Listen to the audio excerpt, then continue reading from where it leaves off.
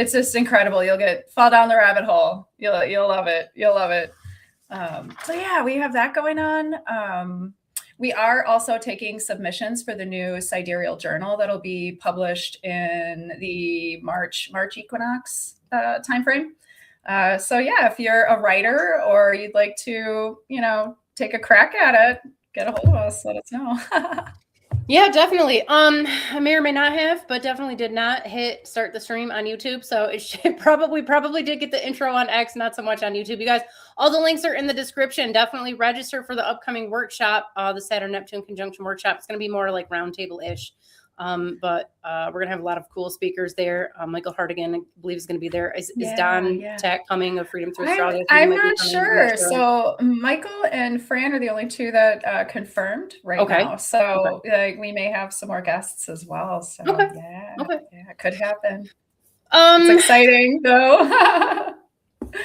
We'll get a true sky perspective. So yeah, we have this talk about how Saturn and Neptune have moved into Aries, and like people are they're just feeling it, and I'm calling bullshit on that. So just to shorten that little conversation up, we can end it there on the tropical dates, but.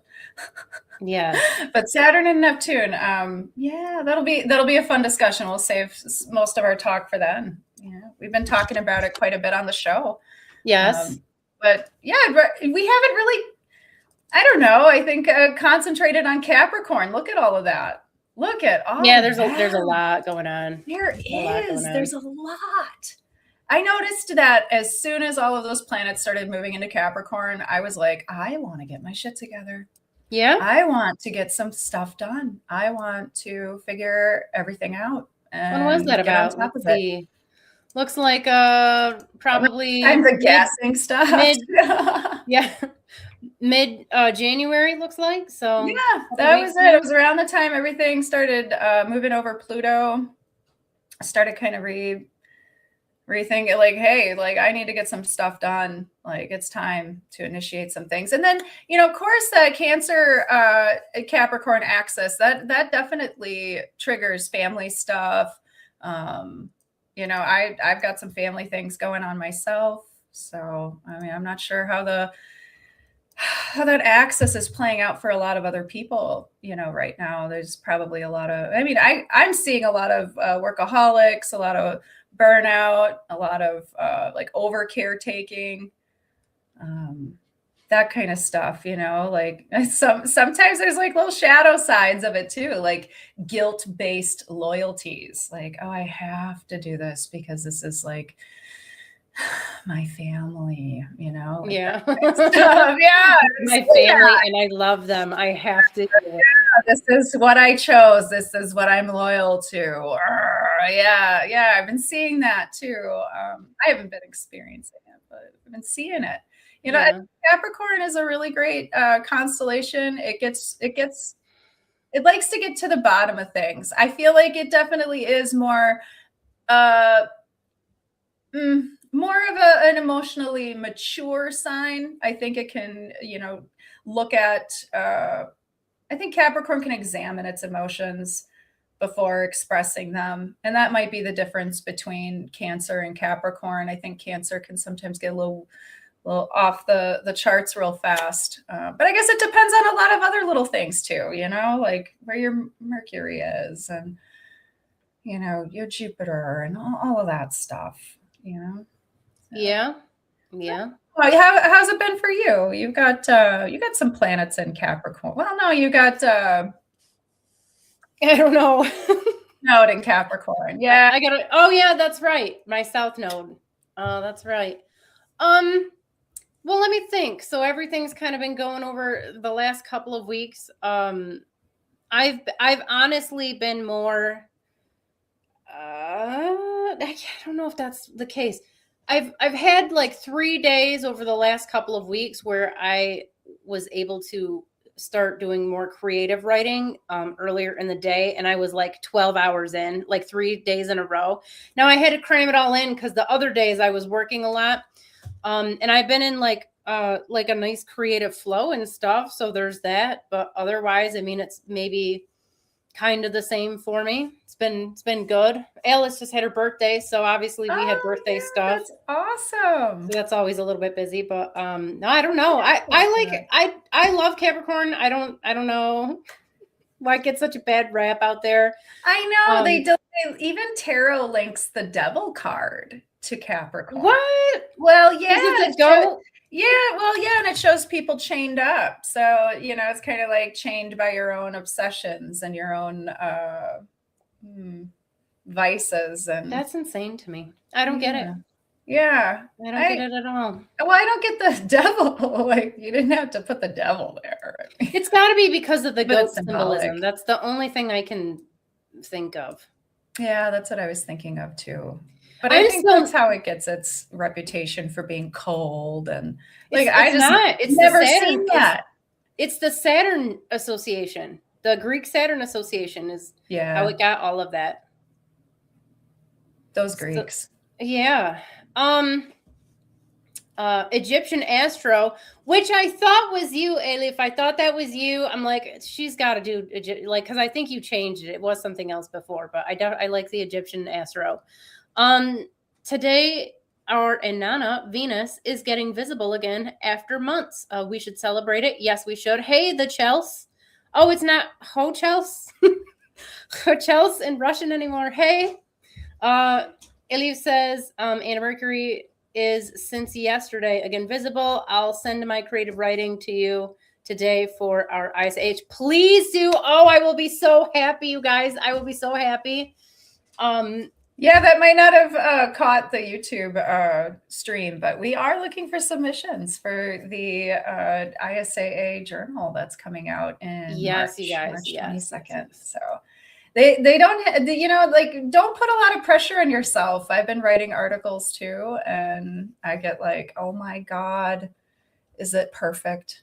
Is it perfect? It goes through an editing process, guys. So it does. It gets polished up really nice. Yeah. You do an amazing job editing. Oh, thanks. I do try really hard.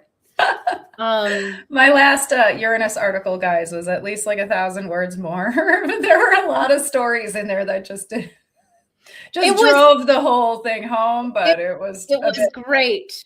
But it was like, see, here's the thing, and this is important for anybody out there if you guys are writing, especially for something like that. But when you, so research in particular, when you're researching, you get so much information. You just get it and get it. Now we got to do another time period, another 40, 50 years later, whatever. Now we got like more and more information.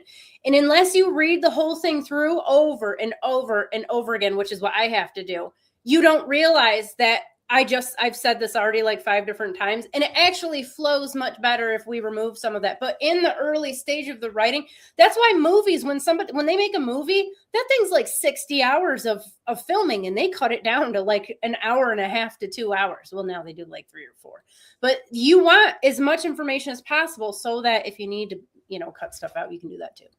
I'm trying to see that now. This isn't probably quite as accurate. Hold on. Let me see if I get rid of the images. I want to see Venus popping up here. I think I have my settings relatively reflective of how it actually shows up here. Let me see. I'm trying to think, you guys. I'm trying to dig down. I feel like maybe I'm selling my last couple weeks short with the Capricorn information. I don't know. I felt like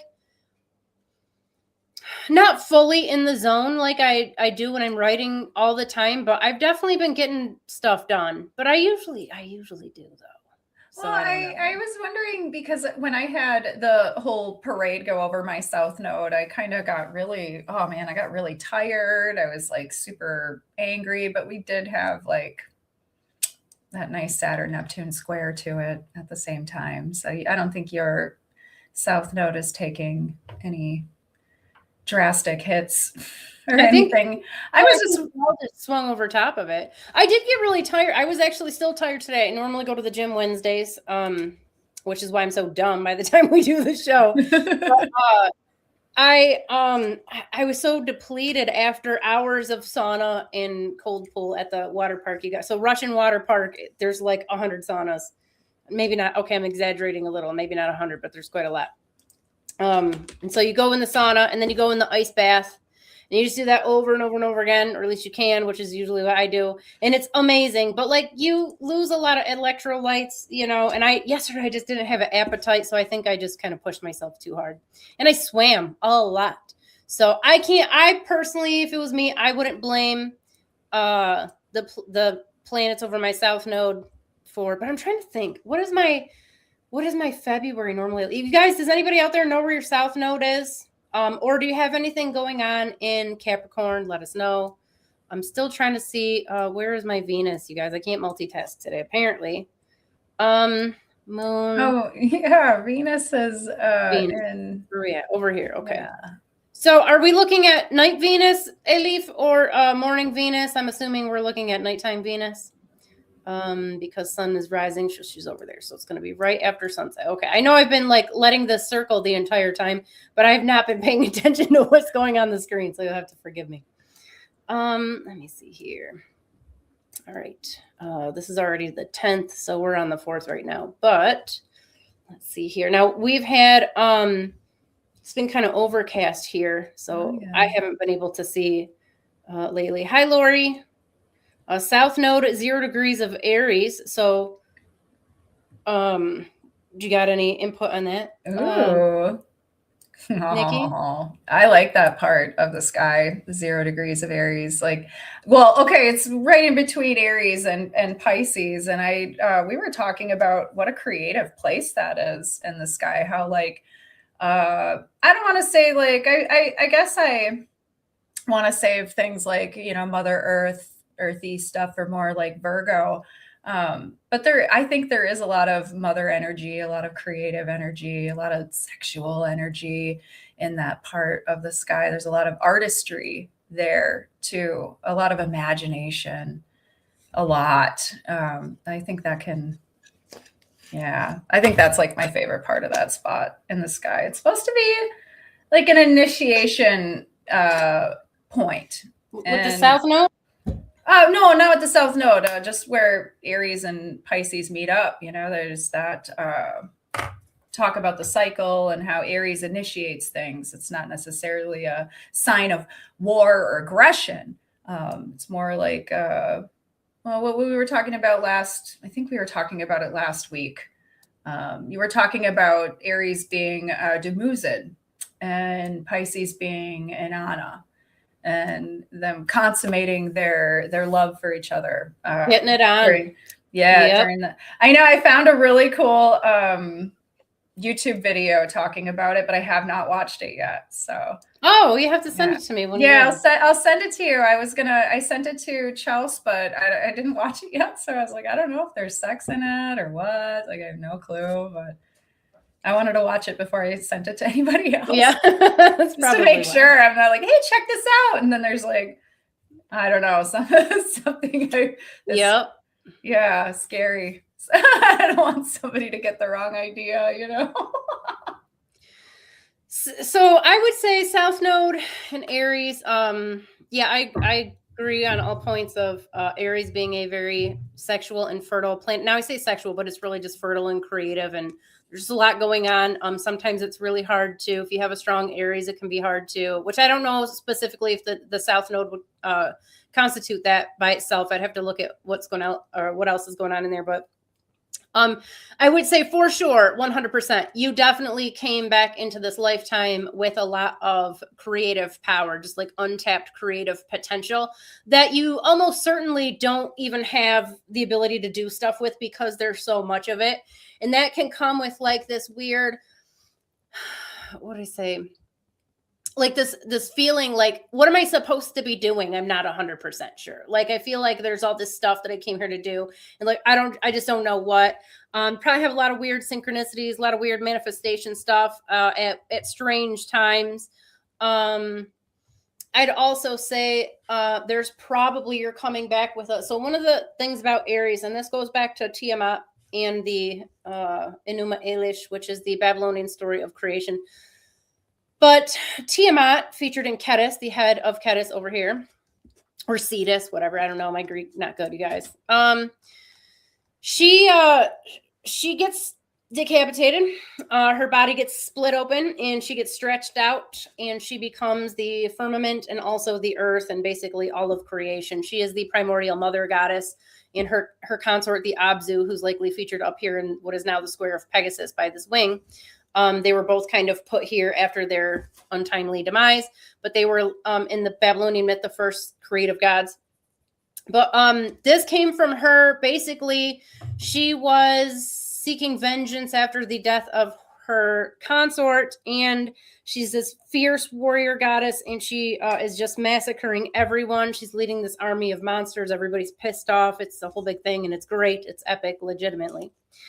And when they kill her, it's basically the whole thing started from well, it kind of reads like a bunch of different stories crammed onto each other, and then they kind of blend into one over time. But there's definitely some other people being afraid of you, other people having like being intimidated by you, and so there's this threatening nature to the whole story and to Tiamat. You can tell. So in the Sumerian period, they were relatively progressive when it came to women. A lot of the temples were run by women. Women had they could marry, divorce. Like, they just do whatever you want. Like, you're a free, citizen. You don't need your man to do everything for you. By the time we get to the Babylonian period, we definitely start to get some fear around women, which probably bled off culturally, no pun intended, to the Jews when they were in exile in Babylon. It's just, so the way that they speak about Tiamat, you can tell, like, okay, water, feminine, divine feminine, definitely scary. We don't understand it. Even the Babylonian stories of Inanna were in the Sumerian period. She's much more this beautiful, youthful, vibrant mother figure. She's a healer. She's a nurturer. She's this mother goddess. By the time we get to Babylon, well, now she's petulant. She's, she's banging everybody like left and right. She's just like this terrifying. That's why in the New Testament, they have this, John of Patmos in Revelations talks about the whore of Babylon. He's talking about Inanna because she is the goddess of prostitution and all things divine and feminine, good or bad. So this is all a really long-winded way of saying that all of this is kind of concentrated in the head of Cetus or Cetus. And a south node there speaks to this very old divine feminine power that you're bringing back with you. But it comes with some conflict because naturally anybody who feels threatened by that may, show up karmically to cause a ruckus. So, that's a very real possibility. It's not a guarantee. But usually there's some jealousy in there. Nikki's Mars is in there, and I think we just talked about that last week, right? Isn't your Mars? Yeah. Like, Mars, you just have people just hate you. Like, women just hate you in particular. They're like, they show up and they're like, yeah, and it's weird, threatening. Now Mars is going to have a lot more sexual, like overtly sexual energy. You're going to come out with a very strong persona, just like Nergal or Era in Babylon. You're the goddess of war or the god of war in feminine form, and in this placement, like, you're just radiating this old spiritual creative power, and that is threatening to a lot of people, unfortunately. I have my moon right smack in the middle of Cetus, and I can tell you that now I don't notice as much because I don't pay attention. But I have been told throughout my life that, like, people are very intimidated by me. I have no idea why. I'm like the nicest. You guys, this is me. Okay. I'm not like putting on a persona. Like, this is me. Granted, my family would disagree, but that's because I'm in like training mode most of the time. Like, you have to do this. You like, that's different. But like, this is just how I am. But still people are like, they feel threatened somehow. Now, I don't get so much of the like attacks and stuff, but I think my moon being there is less aggressive, I think, Nikki, than your Mars. So if you guys, while we're on the subject, anybody else got anything in Aries? I feel like I'm rambling. Hold on. What do we got over here? Lori says, good morning, South Node of Aries. We just saw, 0 degrees of Aries. Okay. Yes, night, as far as Venus being visible now. My North Node is in Capricorn, says the Chels. You want to tackle that one, Nikki? Oh, yeah. So well, your North Node's being activated right now. So, you can tell us a little bit about it, Chels, because you probably have been like, well, and I know, Chels, so It's harder, yeah, when it's you know harder. somebody. Yeah, yeah, it is. It gets a little bit like that. But like, and I know her chart a little bit, so her Saturn, it has a lot to do with that. So she has like a Saturn Neptune conjunction, and all of that is really lit up in her chart. So it's coming to a point now, like having your North Node there, where it's showing you the emotional patterns that you need to like reconstruct your life, and reconstruct how you approach using your emotional power. So yeah, North Node in Capricorn, and that puts your South Node in Cancer. I think I don't know. I use uneven signs, so sometimes it doesn't line up. But having like a nodal activation really wakes a person up. I think it really gets them going a little bit more. In Capricorn, I mean, depending on the house it's in and everything like that. There is like an awakening, like, hey, this is the path I need to go on, or you're rethinking the direction it is you want to go in. But Yeah, Chelsea, would you say you've gotten a little bit more clarity on your like spiritual mission, your purpose, your drive? And not like you figured it all out. oh Maybe some yeah, clarity. yeah, I think Capricorn offers a lot of clarity. I think we've been seeing it in like the mundane form too. Like a lot of folks are like, hey, this isn't how things are supposed to work. I don't remember things being like this. Is this is this what we're doing now? What kind of systems do we have in place that aren't working, that isn't like flowing? Because if it's not taking care of the family, if it's not taking care of the social structures we need to take care of the people, the tribe, then what are we doing? A lot of people are waking up to that. So we understand that we need to do something, about what's happening in the world. But it's getting organized and figuring it out. I think by the time everything moves into Aquarius, we'll see a little bit more movement. We'll get more initiation. I mean, if we're looking at the world, horoscope, that happens in like your life too, and like you have a macro and a micro level. It's wild out there right now, you guys. I don't even know where to begin. I don't even know where to begin or where it ends with all of this insanity going on in the world. But yeah. I forgot the question. What were we talking about? We're talking about nodes. Let's see. Lori says North Node in Virgo. So with your South Node, with all that creative potential and spiritual power that you're sitting on, Virgo's a very tangible constellation compared to that. It's definitely so. If we take like bringing all this creative power with you, it's the North Node in Virgo wants you to do something with it. It's telling you a story. It wants you to manifest. It wants you to make money. It wants you to be healthy. It wants you to focus on here in the material world. I say the material world, I'm talking about like, whatever the projection of your consciousness is here. And like there's definitely a focus on nature and the natural rhythms in the natural world.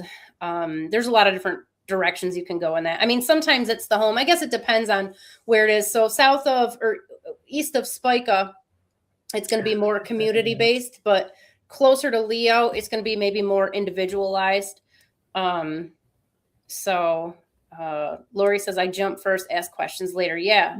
Virgo teaches a lot of like humility and refinement. It's one of those that I feel like Virgo can humbly correct, be a humble correction kind of area of the sky. Like we kind of just find our humility there, healing through service, that type of stuff. What do you do? Well, actually, Lori's into astrology. Lori's into all the same stuff we're into. I assumed since she's that makes watching yeah, the I know. I was like, what do you do for a living? Oh yeah, that's right. Yeah. Yes. How did we get talking? Oh yeah, the nodes. Yeah. Yeah.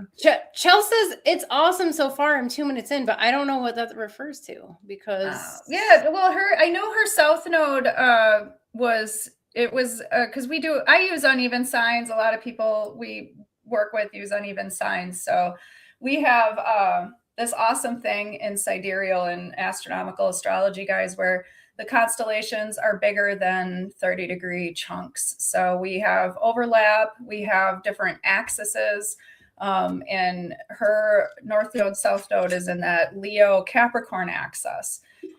And I also have like an ascendant descendant there. So I deal a lot with like, like think about it as like the sun versus Saturn, like your light versus dark. I mean, it can get real messy. And yeah, that's kind of how I see it without getting into details of it. Because it's really hard to get into details and do these cold readings when you don't see everything else in the person's chart, yeah, because you don't know. Yeah, you don't know. Otherwise, you're just kind of throwing darts out there. But I know that Capricorn Leo axis has been really tough for me just because you have this power struggle happening, like I personally with the ascendant descendant, oh my God, some of the folks I've had to deal with in my life have been really amazing teachers, really amazing people.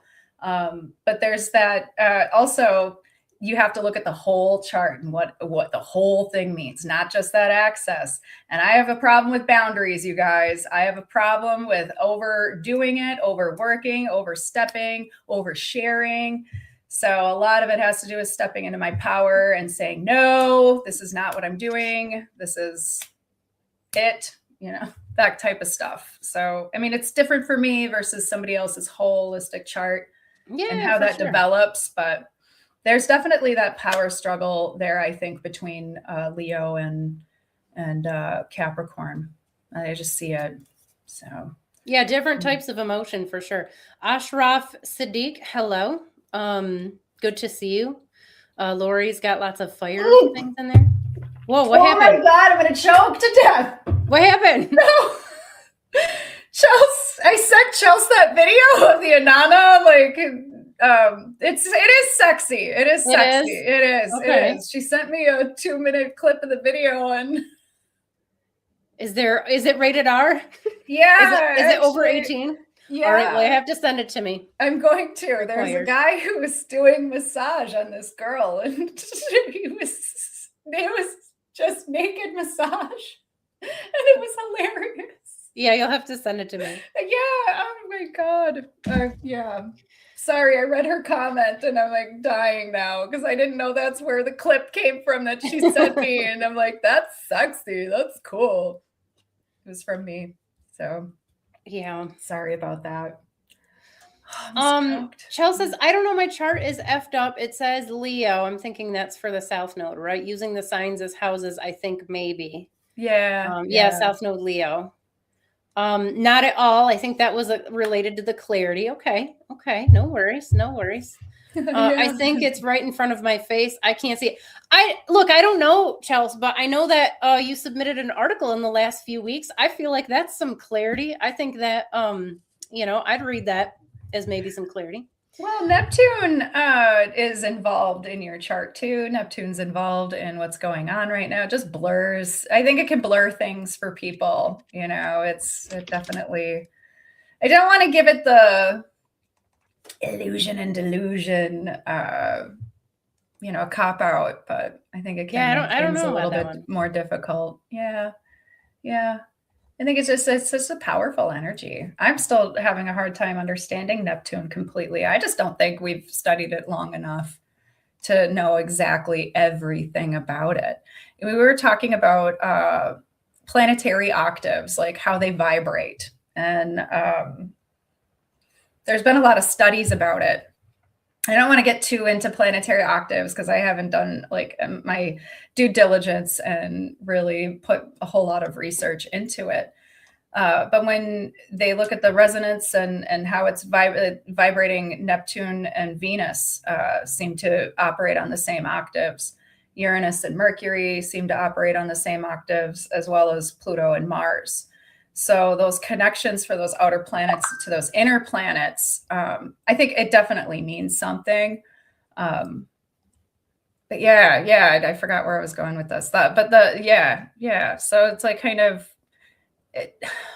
activating all around. If we're looking at Mercury as a lower octave of Uranus, then we may be getting information from Uranus that we're not quite looking at. And same with Venus and Neptune. I mean, it's complicated. We'll forget where I even brought it up. But hey, you know what? I really think that we can see what the planets do when you look at your chart hour to hour, day by day. You can see what's happening in your life, and you can start to see those patterns, even if we can't track it, like, because we haven't been keeping strict data for the last few thousand years, for sure. That just in general. We can get a clear read on how it affects the individual. You can just kind of blow that up, to a macro level. Chell said, or Lori said, mastering the zodiac if you need your chart. Chell said, that's where I got it, but I had a birth time issue and it's an hour off. Lori, I don't know what planet timeline we're on. Well, I know. We don't know what's going on. Do you know what's going on, Nikki? Where are we? What's happening? I don't know. Reality's changed quite a bit in the past 5-6 years, hasn't it? I mean, we got to schedule our Mandela Effect episodes soon. It is officially on the list. I'm now seeing it every time I look at the list. So we will get that thing scheduled, but we need to have I don't want to sound like a conspiracy theorist, but I'm going to go for it. It was weird around the time. It was after 2020 and everybody had been trapped at home for a while. I think about a year had gone by and they were decided to fire up CERN again. And I'm telling you, the times that they were doing that, it literally felt as if the whole world was shifting into something else. It felt weird. Everybody you talked to was like, the fuck is this? Why does this feel weird? Why does the sky look weird? Even the sky didn't look right. Nothing has ever looked like that or felt like that since.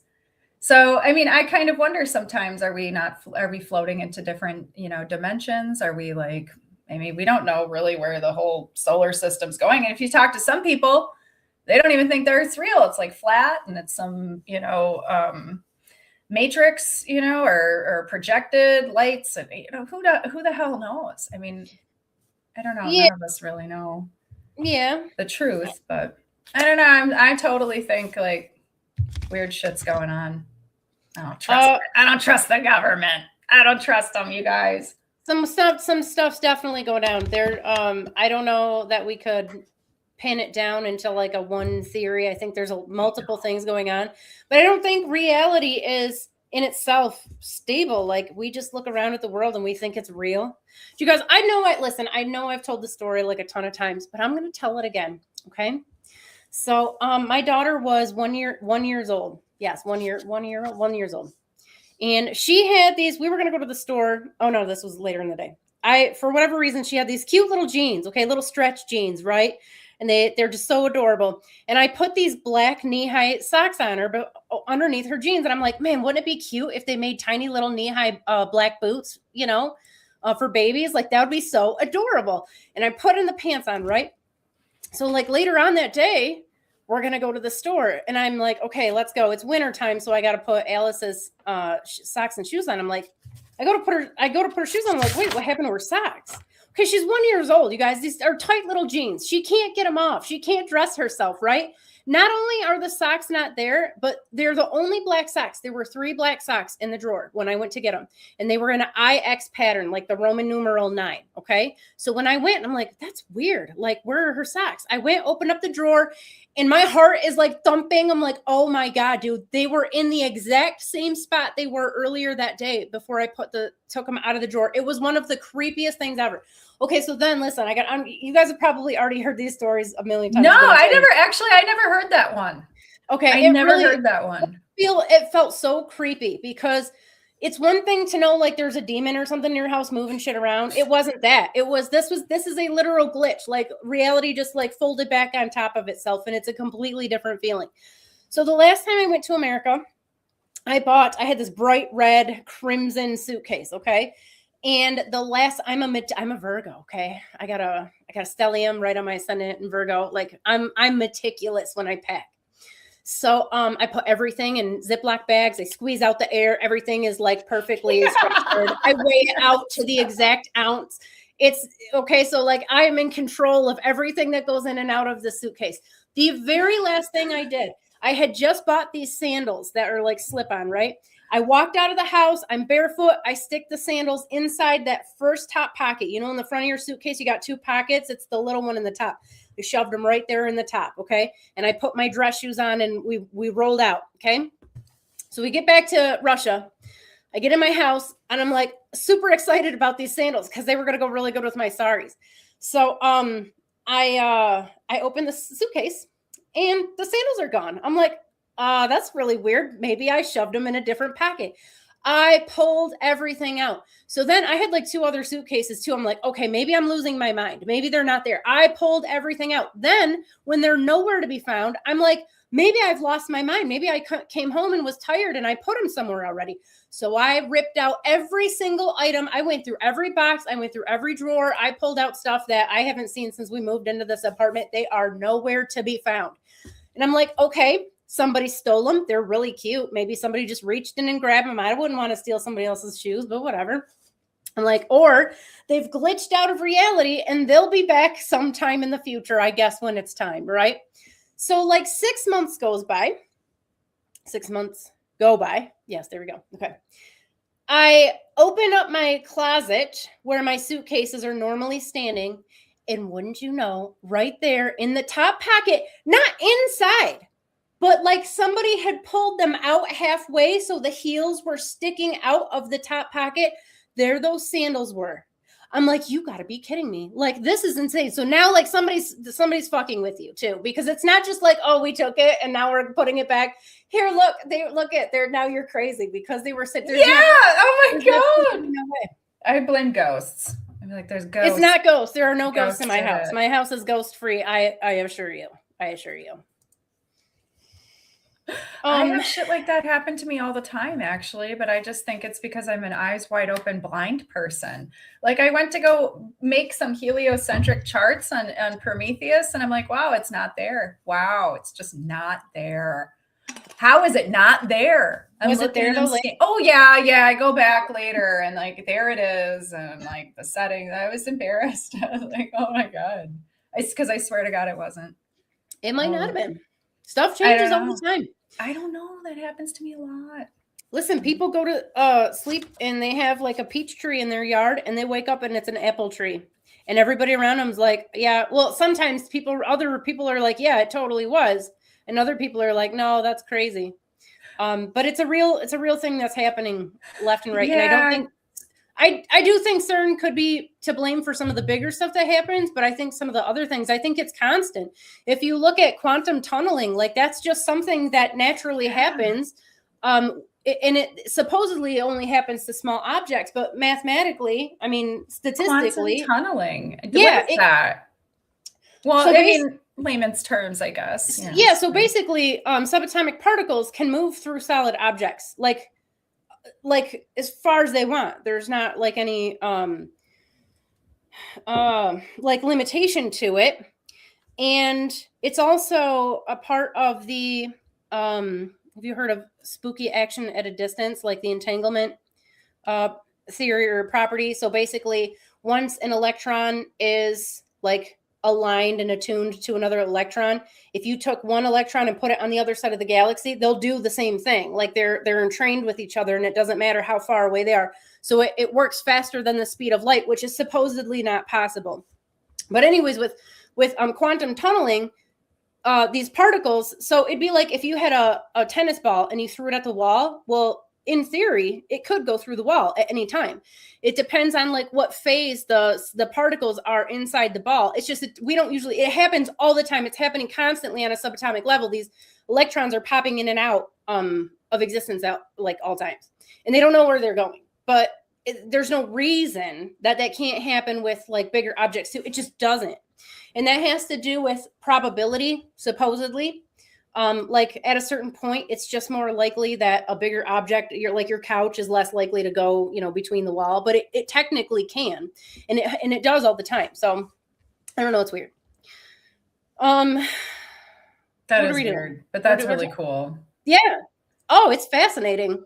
But it's all the more reason, like there's definitely some stuff going down. Yeah. Weird stuff too. Yeah. I don't know. That makes me wonder, like, about stories you hear about, like,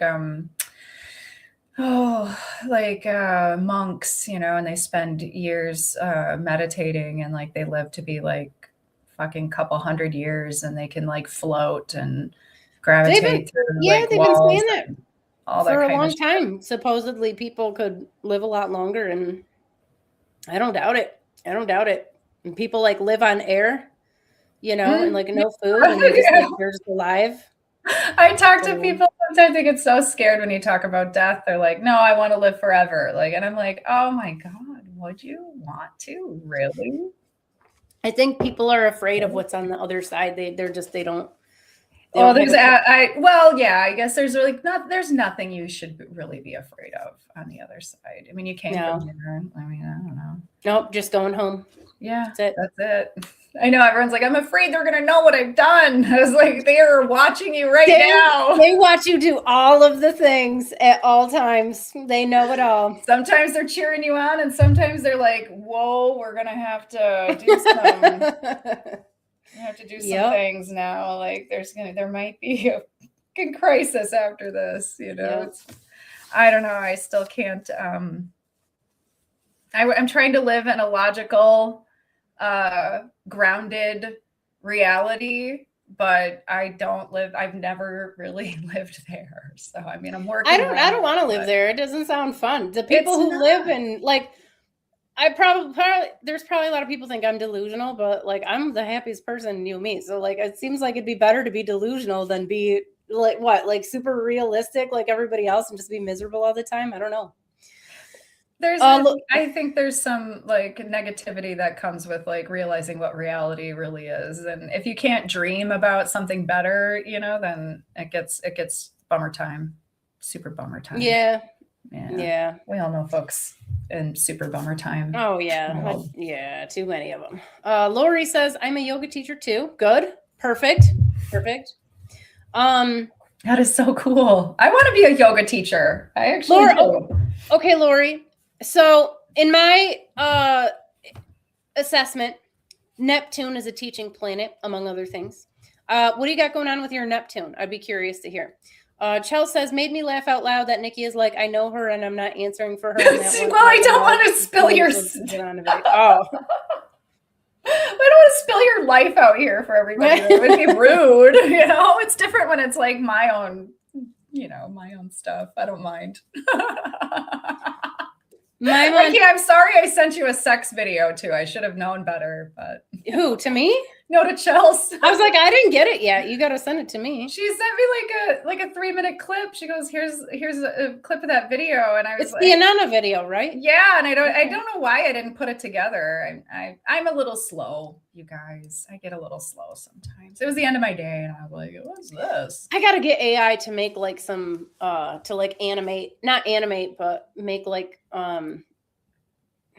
kind of bring those old stories to life, but like some of the cooler ones, like everybody knows Gilgamesh, right? Yeah, everybody knows Enuma Elish. Let's do some of the Inanna Demuzid ones. We just might be able to post them on the internet though, because they might be too dirty.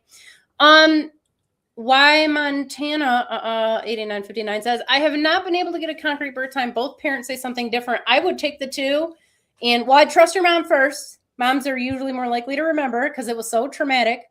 But I might take the in-between time and try that out. But they're usually pretty close. I've done countless rectifications at this point, and like maybe 5% of the time it's off by more than 2 hours, but it's usually pretty close to what your parents say. Lori says, look on Stellarium. It will give you a good visual. You can play with the time. Yeah, agreed. Chell says Saturn, Uranus, Neptune, Stellium in Sag.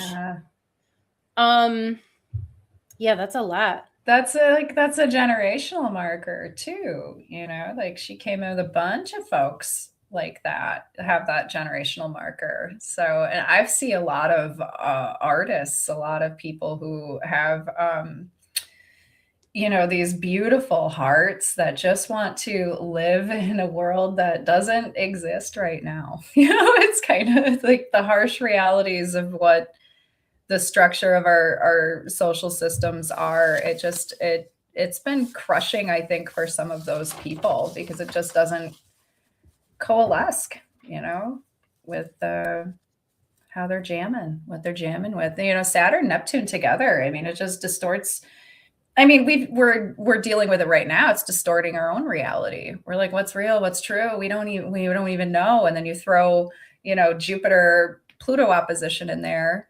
You throw in a whole bunch of other like hardcore aspects, and nobody's really sure.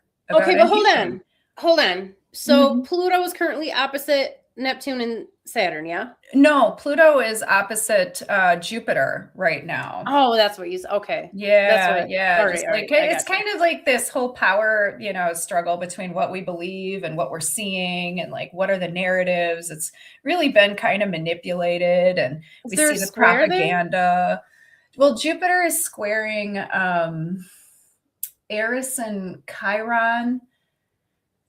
And I don't know. Actually, I don't know what else. I'm just kind of. I could probably look. It's off my memory. I was just going off memory. Right in front of the thing here. I probably could check. The Jupiter Saturn cycle. Like we talk a lot about, the Saturn Neptune cycle, but I mean, in 2020, we had the beginning of Jupiter, Saturn, and Pluto. That cycle kicked off. And we're actually approaching one of the first like waxing squares, this next year. I mean, Jupiter and Saturn have been in. Oh my God! No, Saturn and you know what? I can't remember. I was looking at my charts and I was like, yeah, that's it. But it flows. It's like a 20-year cycle, guys. So the Jupiter Saturn cycle is usually a lot about like how we deal with power struggles. And what I noticed and what I thought was cool, we were talking about where it was in the sky and how you cannot get this kind of information using tropical astrology because they don't see the constellations. They're all 30 even degree signs. They don't flow together. And we know that these constellations overlap. So Sagittarius is really big, and you're going to see an opposition between Sagittarius and Cancer. And when we look at the medicine of something, when we look at what's really being triggered, it's usually on the opposite side of those planets. And Cancer was actually activated. And we had the Me Too movement. We had the Black Lives Matter movement. We had all of these crazy things come up that is bringing up the old, all these old stories, all this ancestral trauma. We started learning more about Native American history and what really happened there and why isn't it being taught? It's kind of one of those like sweep it under the rug kind of things. Don't look at, what we've done, with history. We had the society was like, hey, history's been perverted. It's been not told correctly. And we're the people and we're suffering, it turned into a lot of like dogma and guilt type of guilt-based control. Then that's the shadow side of Sagittarius, which is about, beliefs and ethics and religion. And then you've got Cancer, which is about like memory. And, we experienced a lot of, really like cultural societal grief during that time. And that's like the seed of that 20-year cycle as we're looking at, a civilization that really kind of remembers its own like wounds and traumas and doesn't want to repeat it again. We're all like, hey, we remember, we don't want to do this again. But it seems to be like it's taking a longer time to organize and God, I mean, it's a 20-year cycle, guys. So, I mean, it takes a long time for it to develop. These types of issues just don't get cleared up overnight. You know, it takes a while. But I thought that was interesting because a lot of different folks were attributing, you know, this rise in the, you know, feminine, the divine feminine, like in the Me Too movement. I mean, it wasn't just about that too. I mean, it was about, oh God, all those other things I was talking about, you know, like you know, the genocide and all, like all of that. It's memories that live within all of us. Like, we don't need a repeat of like war and pestilence and all of that evil stuff. So okay. Okay, but what about this? So that's, I 100% agree with what you're saying. Yeah, and I agree with that human beings, like, this is all a part of our collective ancestral memory, like trauma. But like, if you look at the individuals repeat their same bullshit day in and day out. Like, how come they don't fix their own you know what I mean? Like, how I'm asking you to solve all the world's problems, Nikki. So how do we as a society like quit repeating the mistakes of the past when we can't even do it day to day in our own lives? Well, that's part of like what's happening then with Saturn and Neptune. Like, it's questioning, what is it that you believe in? What are the things that have brought you this far, and what was just fantasy? You know, because some of us just believe in bullshit stuff. We just fantasize. We escape. We're sitting on our phones. We believe things that aren't true. I mean, you can send a text message and read it 3 different ways. You know, and my dad got a text message and he was pissed.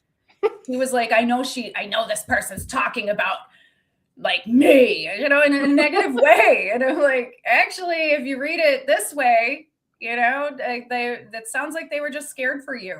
And he was like, oh, yeah, maybe you're right. It was like, so, I mean, even the way we communicate now, I mean, has to change. I switched phones. Yeah. I don't have an iPhone anymore. I had the latest iPhone. I could do all my work on it all day long. I don't want to be completely tied to my work. I don't want a phone that can do all of that anymore. I want a phone that works like a phone. I want to enjoy my life. I don't want to be like, I have to be productive everywhere I go with everything I'm doing. Your electronic tether, your leash. Yeah. I turned into a junkie. Well, I'm a work junkie. I really like to work, you guys. I really like to get shit done. I like to be productive at all times. Even when I'm supposed to be resting, I'm like, okay, how can I rest productively? Yeah, rest is productive. I had to learn that. Like, it is actually productive to just sit down and shut up and not do anything. It is actually really good for you. But it took a while. It took me like 40 years. Yeah, it's definitely taken me some time to figure it out. I still have to, that's something I have to relearn. So you're right. There are definitely patterns. Yeah. That we have to like revisit and relearn. I'm the clients I'm meeting, a lot of the people I talk to every day, I mean, it's been a literal, God, I don't want to call it an awakening, but it's like a wave of an awakening. Like the way I have been doing things for this long is not working. And I think that has a lot to do with what's going on in Capricorn. We realize what's working, what's not working. We realize, you know, where we've put misplaced loyalties, you know, things that we thought were so fucking important. You know, can we keep pouring into these things anymore without getting anything back in return? You know, like, and it's not even about that too. I mean, it's about, God, like, what makes your soul feel good? You know, like, where is your soul guiding you? I mean, if the more you deny that, the worse shit always gets. I mean, we had this argument. I thought we had a really wonderful discussion with that Olia person, or however you say her name. I never say her name right either. Ola, I think it's Ola. Yeah. Where we're like, you know, this is when you fight against the soul map that you have, you know, and you try to create a life that goes against everything you're feeling because you feel like you need this security. I need this money. I can't quit this job because I have to make this much, you know, like we get tricked into these things, and then eventually we get sick and we get diverted. Yeah. Or we suffer a disappointment with our partner, or we suffer a disappointment with our jobs and where it is we're going. Like I have a client who has worked for her company for a very long time, and they do not appreciate her. They don't pay her enough. And she's a boss. She has nothing but boss energy. So, and I haven't seen her in a long time. So I hope she switched jobs and she's doing super well. But it took her a long time to realize that, like, hey, this is a pattern I'm repeating where I'm dumping a bunch of my energy and my stuff into something that isn't actually like, yeah, it's paying the bills, but it isn't fulfilling me here. Right. It doesn't make me feel like I'm fulfilling my purpose. Like I have a purpose. You know, a lot of people are questioning that right now. Like, what is my purpose in life? Where am I think that Neptune transition into Pisces, like when it went through Aquarius, I think that was a huge shift. And thus having it move into Pisces, I think that that's part of what that is people are like, wait a second. We don't just have to feed the machine. Like there's more to life than, you know, just being a cog in a greater wheel and basically pouring all your time and energy into somebody else's dreams. Yeah. Like that's not what it's about. Yeah. I think that's a big part of it. And I think Saturn popping in there too. You know, like I think that's Saturn can make it about the self, you know, and make it about like well, we talked about like chakras. I mean, if Saturn is truly your root chakra, you know, and Neptune's shaking that up. Like, where do I feel grounded? Where do I feel like I matter? And the things I say and the things I do matter. You know, Neptune is so just powerful and elusive, and it works like it's almost like a frequency that's like underground. It just works behind the scenes, and you don't even notice. You just don't even notice until you're like, what the fuck? What the fuck is happening? Like that's what kind of woke me up. I've been living through a Neptune square Neptune since for fucking God knows how long. I swear to God, this is like the 3-year mark of this probably, yeah, goddamn square that just will never end. I've seen it. I even went to a psychic and wasted my money there. I'm like, tell me like this shit's gonna end soon and I'm gonna be happy. No, I didn't get any information that I needed. And I left disappointed. Hey, I gave you good info. I told you gave me great info. Yeah, but these transits we just gotta fucking live through them. Like this they're will be temporary. The last Neptune square Neptune I'll ever have to live through, which is great. There you go. See, yeah, right side of the rainbow or the coin. Yeah. Diamond Rosa says, "I'm a Capricorn, no matter what sidereal say." That's awesome. I met a few people like that too this week too. They're like, "There's no way in hell I'll ever be a Cancer." I'm like, okay. I'm a Sagittarius in both tropical and sidereal, but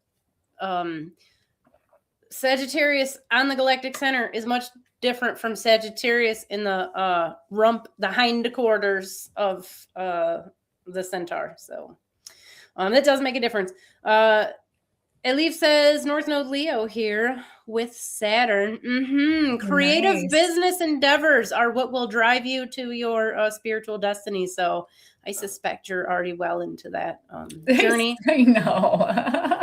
I went ahead and I saw that and I was like, yeah. It's like somebody's already doing that. Heck yeah. Do it early so we don't got to have a conversation when you're like 70. Be like, what do I need to do? I have a lot of clients who are like in their 70s, 80s, and a few in their 90s, and they're like, what am I supposed to be doing? Like, we were supposed to have this conversation a long time ago. It was right in your chart the whole time. Lori says patterns and cycles are so real.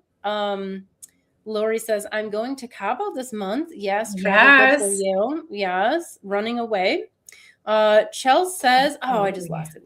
Isn't that such like a Pisces thing too? South Node, like being close to Aries and Pisces. I don't know. I like to escape. I feel like I like to get away. Lori, where's your Jupiter?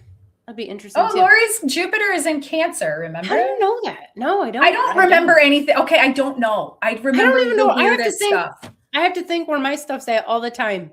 I'm like, oh, maybe that was Trish. Trish's is in Cancer. Never mind. I thought Trish's Jupiter is in Cancer, not Lori's. I can't somewhere else. I'm sorry, remember, Lori. You guys. I didn't even know where Pluto was. I had to think about it. I'm like, where is it? What's going on? I don't know. It's not in Aquarius. It's not in Aquarius, you guys. It's definitely not. The Shell says ever since the freaking Hadron Center, or probably Collider, yes. Yeah. Yes, I'm telling you, that shit got weird. That shit got super weird. Everybody says it does. I believe it. I got drawn outside. I was like, it was 3 a.m. one time. I woke up and I was like, I gotta go outside. I ran outside, and we were supposed to see this alignment out there. You know, like everyone's like, oh, go check it out. It's going to be a parade in the sky. I mean, God, now I see that advertised like all the time on these bunk ass astronomy Facebook and social media, pages and bullshit. So anyway, I ran out there and I'm sitting out there, and all of a sudden it got real quiet, eerie. And I see what looks like, oh God, it looked like a portal opening up in the sky. And then it sat there long enough for me to have been able to run in there to go get my phone and come back. But I was afraid if I did, like, I was seeing shit. And I wasn't convinced it was like an actual portal up in the sky, or anything like that. I've had people tell me, oh, that was the aliens putting you back in your body. And I'm like, okay. Mm-hmm. It may have been, could have been an electromagnetic opening, and that's what it was. Real. Yeah, because when I went to go back like a year later to look it up, it kind of been scrubbed. But what happened was CERN, when they fired it up, it was so powerful, it cracked the magnetosphere of the Earth, and those spots were popping up everywhere, all over. So I was probably one of the most luckiest human beings to be able to sit there and witness that for myself, not being an avid, regular sky watcher. I thought it was the coolest thing. I mean, I knew there was like a scientific explanation for it too. I mean, right. Yeah, that made a lot of sense. And then you see how it opened up. I didn't check YouTube though to see if anybody they scrub stuff. They go through and they get rid of things. You got to go on BitChute. BitChute saves it all. Thank God. Nobody was ever on there. Oh my God, you're right. Ugh. I forgot about that. No, I know they don't like talk about it, but it saves all those videos, all the ones that you can't even mention on here, or else they'll threaten to take your channel down. A particular Ulske Udingshe from I can't. I'm struggling with my pig Latin is not doing good. I'm trying to think of what year that was. Hold on. Let me see the year, because I can't say it. I've been threatened, even in the comments. If you mention it, it'll be like, don't talk about this again. We will ban your channel without further notice or warning. Like, I just meant this is like a news situation. They're like, no. Let's see, hold on. Can you see my mouth moving? Show you who's in charge. Don't say it though. Don't say it. It was the Ulske Udingshe from 2012. Okay. Oh. That one that I'm not allowed to say. I have been warned. All right. And we were told in advance that it was coming, you guys. Okay. So that's all. That's look into it. Go on BitChute. They documented it all. Well, they definitely have popped the top with the Epstein files, and I talked to someone overseas. I mean, it seems as if they're taking it a lot more seriously than anybody here in my country. Where? So, in the UK, because I think they're was it Prince Philip? Andrew, I don't know. Was it Prince Andrew? I don't know. It might have been. I don't know. They're probably all like a little on the. I don't know. We don't know. You figure, like you gotta like at a certain point. I would imagine you have so much money and power, like the regular stuff just doesn't do it for you. So you got to get crazy with it. That's what I assume happens. I mean, I don't know. If I had that much money and power, I'd be like racing horses, racing cars. They do that. They do that too. Shit, adrenaline junkie stuff. Like, who has time to do? I just can't imagine. I've been in a position. I was on the board of directors for a tech company. And had our software done what it was supposed to do, we were projected to make like well over $1 billion. We were about to corner the market. This was right as COVID was happening. And I was in a position to where I lived like our CTO, they went yacht shopping. Okay. That's where we were at. Okay. So I was in a position to legitimately think about, okay, like, do I want a penthouse? Do I I looked for some. Do I want a helicopter pad? And like, do I want this? But as time goes on, I'm like, I don't know that I could ever legitimately go out and spend that money on just some stupid ass luxury item when I see like people on the street that are hungry or sick or whatever. Like, I don't think I have it in me. Like, no matter, it's fun to imagine and it's fun to fantasize. But like, I'd rather make like a cat rescue, and create, like, I don't know. I just like do anything else. But, so I can't imagine, but to each his own, I guess. Some people came here to just live. Well, I guess it depends on where you are in your life too. Like 10 years ago, I was thinking completely different. I had different goals, different ambitions and aspirations. Now if you gave me that much money, I would definitely settle down and just start helping people. I mean, imagine how good it feels to go and pay off those school lunches down at the local school, because they literally will not feed kids here if their parents didn't pay for their school. Like, it's getting so bad. They will literally treat your kid like they're a piece of shit because their parents got no money and you don't get to eat here. Here's a piece of bread and a bologna and that's it. Like, that kind of shit kills me. That we have a public school system that is just so, and then they're Nikki, not all like that. I don't think you're being fair here. The Pentagon needs another $1.5 trillion. You're being selfish. I am being selfish. It's national security. Well, I think about all the people living on the street too, that were actually kind of put there due to the system that we have. A lot of people get jobs. A lot of those people have jobs and aren't on drugs. They just can't afford housing at this point. Yeah, it's insane. Well, and they set some of these people up to be addicted to drugs. I'm sorry, when you put your kid on Adderall super early or you put them on some type of medication, and then this can happen. It works for some people and they can spend the rest of their lives fine.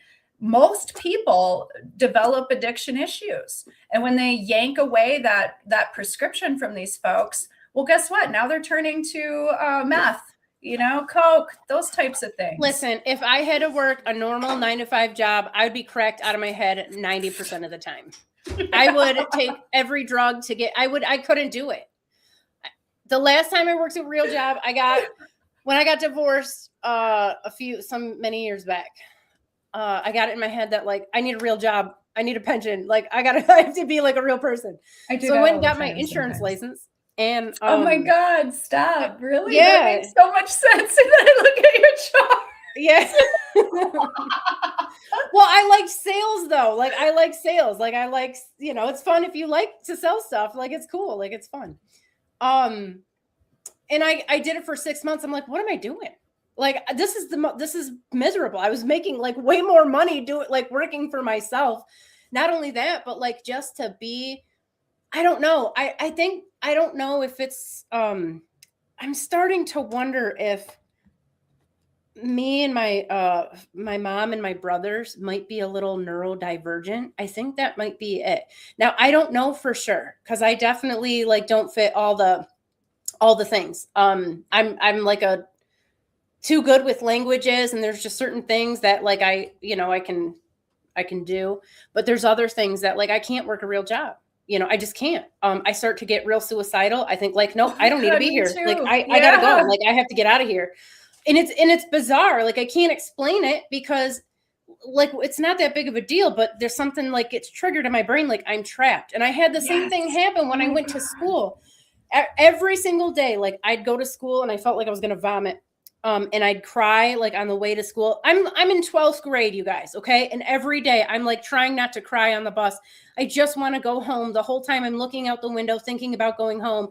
And I think some of this is actually some Virgo stuff too. But I'm just not, I just am not wired to be work a real job and be trapped in somebody else's system. And I think a lot of people are like that. I think way more people than not are probably like that. But because they don't see another avenue or another out, they just get in the system, and the only solution then is now I gotta escape, just like you said, Nikki. I have to escape this reality because that's the only way I'm gonna make it. So they start drinking, or they start taking drugs, or they start do whatever. And nothing about this system that we have now is natural. Nothing. Nothing. Yeah. Like we're definitely not designed to be bombarded with information or have your boss emailing you at like 11 o'clock at night or texting you. That was the other thing. My boss, when I was in I worked at Allstate, and he'd like text me jokes or whatever, and I wouldn't respond. And he's like, "Why didn't you like reply to my funny jokes?" And I'm like, why do I need to? Is that like, was that in the job description? Well, I expect you to, kind of like talk to me. I'm like, yeah, it's the weekend. I'm not talking like, I don't know. It's a completely different world now, but this is not a world that, humans are designed to live in at all. Hey, that's why they got suicide nets at like the Apple factory and stuff in China, because that's, we're basically slaves for the machine. And, people, they hit their limit and they can't do it. So I think that was a big giant tirade about why society is you're absolutely completely right. messed up. These are part of the structures that are falling apart. People Yes. get a chance to go work from home. I don't want to sit at a building for 9 hours and punch out for an hour for my lunch and then be talked to about how you can see the tattoo on my ankle, even though I sit behind a desk, and how it's offensive, even though we have nurses with like garbage tattooed on their faces and necks. But you're right. My little tattoo on my like, I've dealt with some absolute asinine, just dumb ass shit, and it was all about control and breaking your spirit, basically. In traffic for 2 hours and sit through a bunch of meetings because they think you're dumb, and you have to be reminded of how to do your job every 5 minutes. Yeah. Mm-hmm. Yeah. The system's broken. And that's why, you guys, I am a fan of the Neptune and Saturn conjunction in Pisces right now, because I think that this is a part of the tearing away of the old system, which I think is yes, it's messy, but it has to happen, and it's going to happen one way or another. And the AI revolution that's already upon us in the early stages, that's going to change everything too, because pretty soon there's not going to the system can't continue the way it is. It just can't. It requires a radical shift in how we do things here on planet Earth, or shit's going to go down. Even how we envision the future and the things we believe in, that's all changed in the last 36 years. And we have a whole generation of kids that are questioning, religion, the validity of it. Like, we have all these religious wars. We have all this stuff going on. They're like, well, what's it based off of? And they're looking at history. They're looking at all this stuff. And they're like, well, this is just a sham. This is just a sham. You guys have fallen for it. I mean, my kids look at me all the time. They're like, what the fuck what have you guys been doing? Like, it was my fault. I'm like, I didn't. Well, yeah, but we didn't all have access to the information they have now. Yeah. Like, it's really easy to look up the origins of Christianity now. When I did it, I had to go to the library, and I had like 3 books to choose from. Well, I already knew some things, but I couldn't prove it. And everybody thought I was just evil. They're like, you're just evil and you need to pray. And I'm like, well, I kind of just feel like it's a lot different of a story than what we're all being told. Like, if I'm going to be honest with you. Those people don't have enough information. That's really all it is. I tried to talk to Chad about it, and Chat was like not having it. Chat was about the origins of Christianity. And I was like, don't you think it's a little funny that the stories that Christianity tells us really like mirror the myths of like ancient, Sumer and Greek mythology? I mean, it kind of seems like it's just like a combination of all of that. And then Chad's like, yeah, you're absolutely right. And then just left it at that. He didn't want to go into it. I don't want to gender my chat, but they did not want to go any further into it. They just didn't want to go further into it. And I was like, you know what? If this makes you uncomfortable, we don't have to talk about it. And they're like, oh, thank you. And I was like, okay, this is so seriously weird. Yeah. It was like, it made my chat uncomfortable to talk about, which I thought was weird. But I'm like, whatever. I'm uncomfortable talking about it. I heard, and I don't know if this is true, that actually, Chet is getting new leadership that is starting to censor some of the religious results. We'll leave it at that for now. Chell says, I also pack with Ziploc bags. Yes, also a Virgo. Yep, I think it's in the Virgo description. I think it needs to be standard in everyone. You will pack with Ziploc bags. I have a hyper a Saturn Pluto conjunction in Virgo, and I get hyper weird and obsessive, and it's I have a Virgo complex. Do you pack with plastic bags? I tend to make sure everything's nice and rolled up and put in there nice and easy. That's Virgo. Yeah. For sure. I do plastic bag all the liquids and stuff. I don't plastic bag the entire thing though. So. Oh no, not the outside. No, because TSA. No, the clothes and shit. Yeah. I don't know, but I was never flying internationally though. That's different. Different international flights are, I think, a little bit more different. I was going out west. Oh, okay. Yeah, if you go on a big trip and you're taking all the stuff, you definitely got to organize. Yeah. Lori says, I have daily am I crazy moments. Yes, I think that's healthy. The Chell says, because the fucking Monopoly man had a monocle. He did. Yes, he did. Yes, he had a monocle. I even remember it in the McDonald's commercials when they were selling us the McDonald's Monopoly guy. Fucking buy this so you can rip it off and do your own Monopoly. You guys in the 90s, he would in the commercial, he'd be like this with his little monocle. Driving away. People have gotten Monopoly board games from garage sales where he's got the monocle.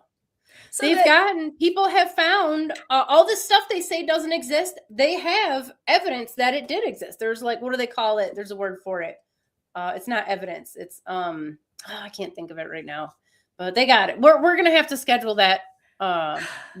Maybe not plan. They're just let's lie to them about the little things so that they I don't know that it's them. The big things. This is what I'm saying, you guys. I don't know for sure. I think it's more, I don't have enough confidence in the government to pull something like that off, let alone a corporate, a single corporation. Fruit of the Loom is not going to go and snatch everybody's panties and their guy panties. What are those called? I just call them all panties. Boxers briefs. They're not going to go through and get everybody's old stuff and then take the cornucopia off. They're not going to do that. Reality is changing. It's just changing, and there's parts where it doesn't change, and some people in their memory they don't remember it happening that way. This is crazy because I remember having during my run with the psychic circles, where I was meeting all these really awesome connected people, and this woman was telling us that the whole world is going to change. It's going to shift in a way that is so incredibly different that it will actually remove people out of your life completely. It's almost as if the earth separates, and you have she was talking about an earth separation thing where we become two different earths, where some of those people just stay on that one and some of us just go along with the new one. And I don't know, you guys have probably heard it before too, and it doesn't make sense. That it does. That's technically happening at every second of every, in all times. And that's the whole many worlds theory, but the math backs it up. You can do physics that way. Basically, every second the world is splitting off into this new reality. And now that there are cameras everywhere, you can actually see that happening in some cases. There's people that have been completely removed from other people's memories, and it's they never existed, but the other people remember them. We definitely got to save this for the Mandela Effect or Mandela Effect episode, because it's going to be fun. That's going to be one of the best. Yeah, we do got to plan that. I got to do my due diligence and get my research in, because oh man, guys, I was a TV kid. I was almost kind of an indoor kid, I like to read and write and watch TV, and we would tape stuff so we would have stuff to watch later. So these things have been burned into my memory. Yeah. Burned into it. So I know that the cornucopia was on the damn underwear. Okay. Yeah, it for sure was. It absolutely was. Lori says, I told my daughter I jumped timelines and got invited to Cabo this month, so I'll stay in this one for a minute. Yeah, some of the timelines are better than the others, for sure. Chell says, it's got to be that rarefied air, though, if you want to be able to live on it. Is that the new planet Earth, you mean? Lori says, Scorpheus is Ophiuchus on Stellarium and Scorpio in my natal chart. It's in the middle, literally. Oh, Jupiter. What's in there? Jupiter. We're talking about Jupiter. Yeah. Oh, okay. Okay. Oh, that's a good placement. Scorpheus. That's a powerful placement. Yeah, I've got that going on. You haven't like, oh God, I was trying to like think about my Jupiter in a way that I could actually talk to people about. I'm like, well, you don't understand. Like it's not that I believe everybody's like what they're doing and all the shit that they're like is okay, but I can understand it. I can totally understand where everybody's coming from. You know, like I've had people tell me about murdering other people. And I'm like, wow, did they have it coming? Like, let's talk about this a little bit.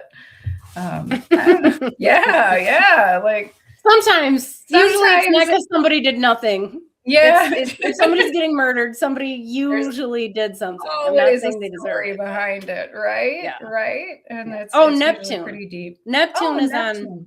That's where mine is, Lori. Okay. So yeah, because we were talking about the teacher thing, and I'd asked where Neptune was. Yeah, that's where mine is. So where is so now we know that's where it's at. We all kind of got it right in the same spot ish, you know, within like 5 degrees or so. So, but like what else is going on there then? Like, or where on the horizon is it? Do you got any other conjunctions? You got like I'm trying to think what mine is. I don't know what year you were born. Mine's got Neptune, Uranus, I think Venus, right? Yeah. On the galactic, like right close to there. Egyptian astrology or Astro says Saturn is the protector in ancient Egyptian astrology. I love its effect at my North Node in Leo. Yeah, I love Saturn. I think it's like the greatest planet. I don't know. Maybe I'm biased. I don't know, but I freaking love it.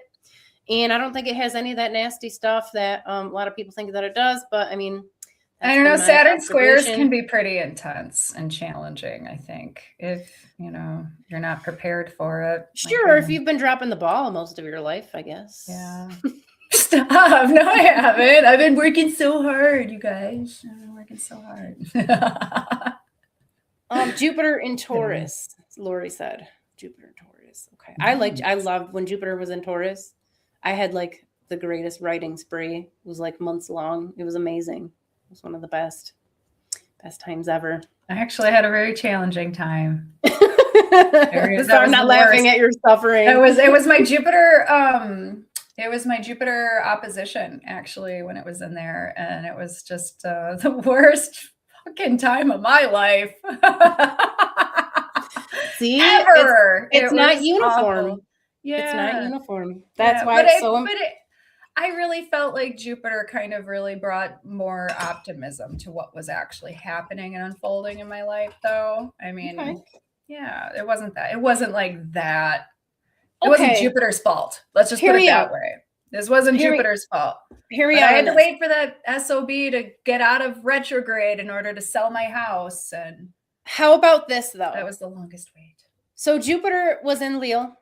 And later Marduk, but I like to just call it in Leo because that was the original. That's the OG.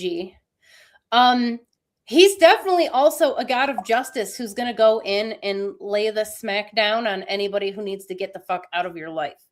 So is it possible that while, yes, technically it sucked for you, like what if Jupiter was going through and cleaning house on your behalf, even though it was like a painful process? Yeah, that's real. I would say that's probably real. It was all really good in the end. I mean, it's just like horrible to live through, you know, you're like every day you're like, oh, fucking Christ, I got to do this again. I couldn't force anything to change. That was the problem, you know, like I'm an initiator, you guys. Like if there's a problem, I want to solve it. You know, I don't want to sit and talk about the problem. I don't want to stew on the problem. I don't want to cry about it. I want to like get in there and fix shit. Like that's how I am. And there's some things that like this Neptune, Saturn conjunction, all of this stuff. It's just, it's a recalibration, a redirection. There's things you just cannot, you have to be patient for. Like you just have to be patient and let it go and serve its cycle out. And I'm not like that. I'm like, no, I don't want to be patient. I don't want to wait. And I can fix things now. I want to fix them now. But the universe is always like, no, no, no, you don't know anything about being patient. And I'm like, you're right. But it doesn't stop me from wanting to force things to go my way. I mean, who the hell doesn't? Who the hell doesn't want to force things to go their way? Which sounds bad, okay? Yeah. Well, there's an easier way to do it, I think. In my chart, I think. It's that Saturn complex. Like I have control over all of this. And literally, like there's times you just don't have any control at all. And you have to come to terms with that fact that you have to just allow the universe to let this unfold the way it needs to. Yeah, I know, right? I hate it. But it's like I thought I had free will, you know? Thought I had free will. I thought I could just freely go and do whatever I want. But I'm finding out as I go that it's not necessarily, I mean, it is, but it's not. I think multiple things can be true at once. Yes. I think it can be predetermined and there be free will and you be in complete control and you having no control all at the same time, which I realize is not an easy concept to grasp, but I think that's probably closer to what's going on. That's real. That's real. Yeah. That is real. Yeah. What do you think we got coming up here for the next week till the next show? Oh my God. So we have what is it? The quarter moon coming up, right? We just ended this full moon, and this full moon wasn't that bad. I didn't think it was that bad. I mean, I did have to deal with some kind of emotional things, family things, and that kind of stuff. But it wasn't like the beginning of this cycle. The freaking new moon, that was intense.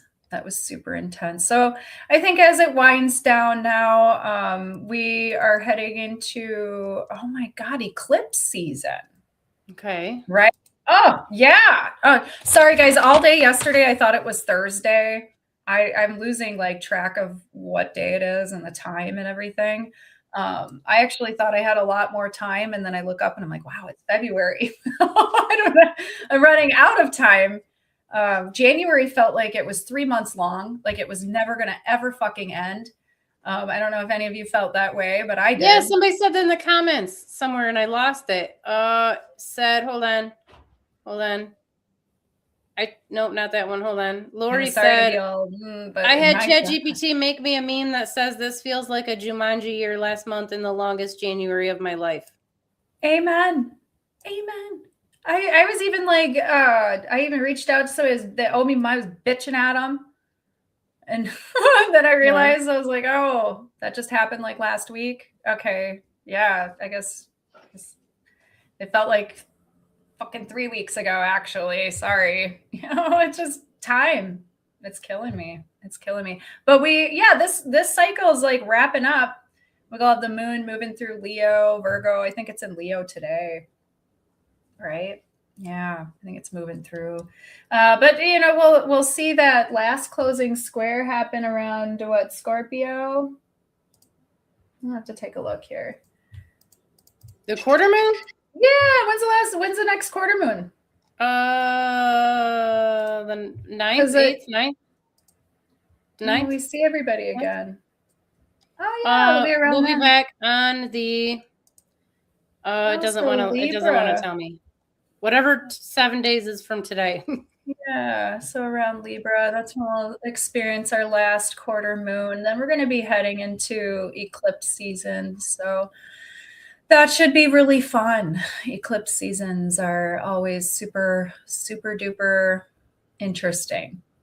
Now, I haven't seen all of them and badly, but I've only been keeping track of the eclipses probably the last like 2 years. I've actually enjoyed quite a few of them. Yeah. actually enjoyed them. They're definitely not the end of the world like they always make it seem like. That's the thing. Yeah. I mean, you do experience endings. You do experience these epiphanies. Like I had one on my birthday, and that was like the last year that I was like with my ex. So I kind of knew then. I'm like, well, holy shit, this isn't going to work. But I mean, it just shows up differently for everybody. I think this one though, this eclipse is really interesting because it's, when is it? On the 17th, February 17th is when the next new moon is. Stand by. And then we have an annular solar eclipse. So we see like the little ring of fire with the, Where is it going to be visible this year? Oh, not in the United States. It's going to be in, I think, Europe and maybe you. Yeah, maybe it's eclipse 2026. I didn't look where the path was. I thought it was interesting though because it where is it happening? It's like Western Europe, so I probably won't get to see it. Yeah, that's where it was. I'm trying to find my stuff here. No, I'll miss it. That's fine because we'll probably be cloudy, so I won't see it anyway.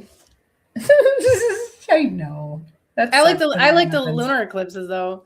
I took Alice out to the last one. I'm like I went to go walk my dogs and it had just started and it was like blood, And I'm like, oh, I got to go back and show Alice. It's like 2 a.m. and I run in there and I'm like, oh my God, Alice, come on. She's freaking out. She thinks something terrible's happened. I'm like, no, look at the moon. And she was so creeped out, but she'd never seen it before. Cool. It does look pretty spooky, but I'm into that. I love the lunar eclipse. Yeah, I never really get to watch them. I always fall asleep. They're nice and slow too. It takes a long time. I don't know, but we had a partial when I was in 7th grade and I was in school.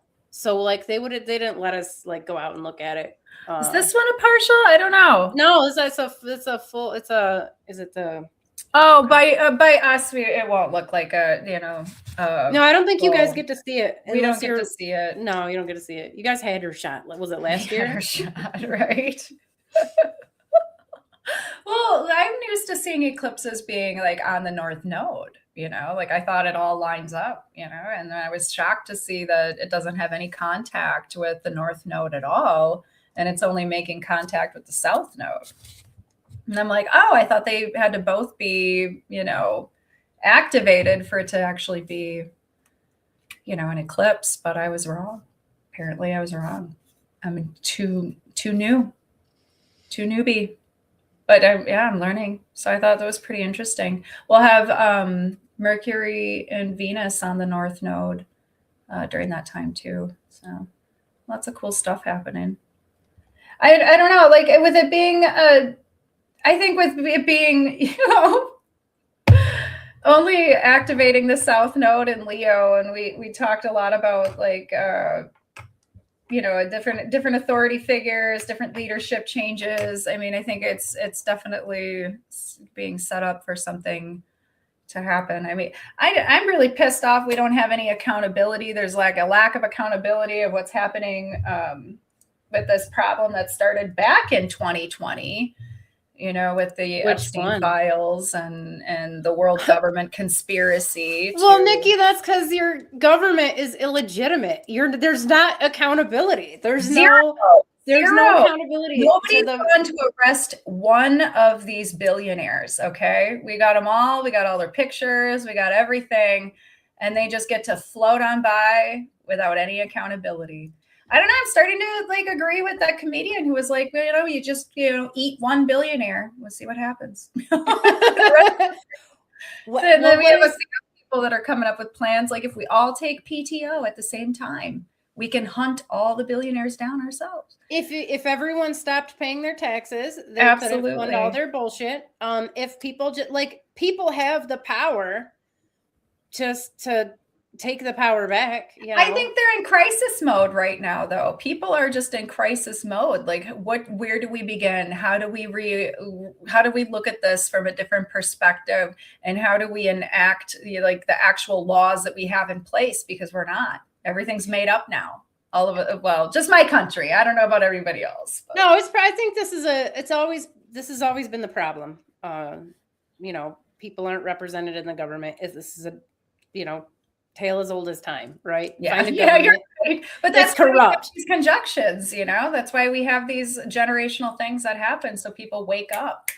It's like, hey.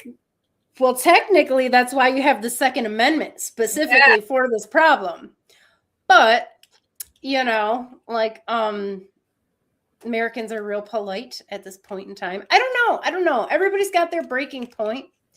I think right now, the first American Revolution occurred because of a 3% tea tax increase, so that was their breaking point. They're like, no more, not paying extra for tea. Americans are like, they're just laying down for whatever. But you got to also, again, figure everybody's sick. Everybody's on drugs. Everybody's, like a little comfortable in their discomfort because otherwise, they would do something. We're seeing like a divide in the country too. Like there are a lot of people who are really comfortable with the bigotry, the racism. They really feel like ICE is doing their job, and this is, these folks are illegal, and there's a lot of justification around this gross violation of human rights. But they're like, oh, the United States isn't about human rights though. I don't know. Well, that's true. But we're the world police, supposedly crusading for the rights of others in every other country. Because of the petrodollar, it's a temporary situation. Yeah. But a lot of hypocrisy. We could talk about government corruption for the next 50 years because it never ends. But I don't know. I tend to think, I know a lot of people, I have a lot of clients. I know very few just straight up racist people. I just don't know that many. I don't know. Maybe they're out there. I don't really think that. I think the people who, and it seems generational. If I had to guess, there's a demographic that still believes what the TV tells them.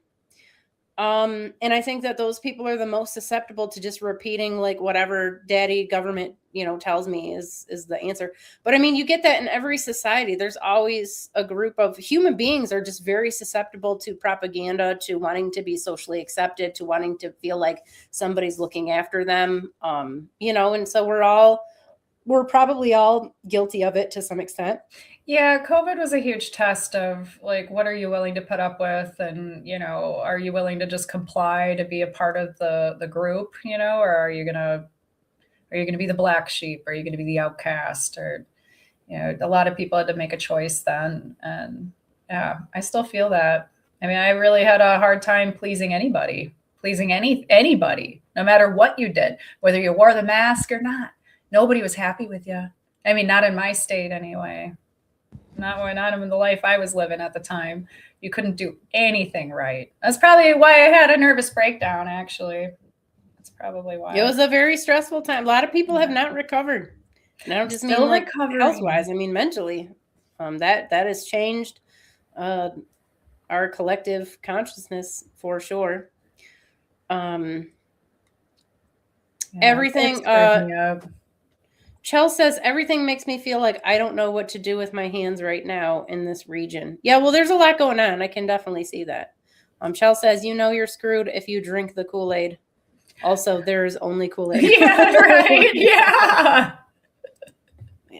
That's true. I've been blessed. I have not been watching the news. And when I do turn it on, it's nothing. They are not talking about anything important, and it's super boring. And I just catch the weather, and I'm grateful. I'm really actually grateful because I have a lot of people asking me what I think about all of the stuff coming out, and I'm glad I don't know.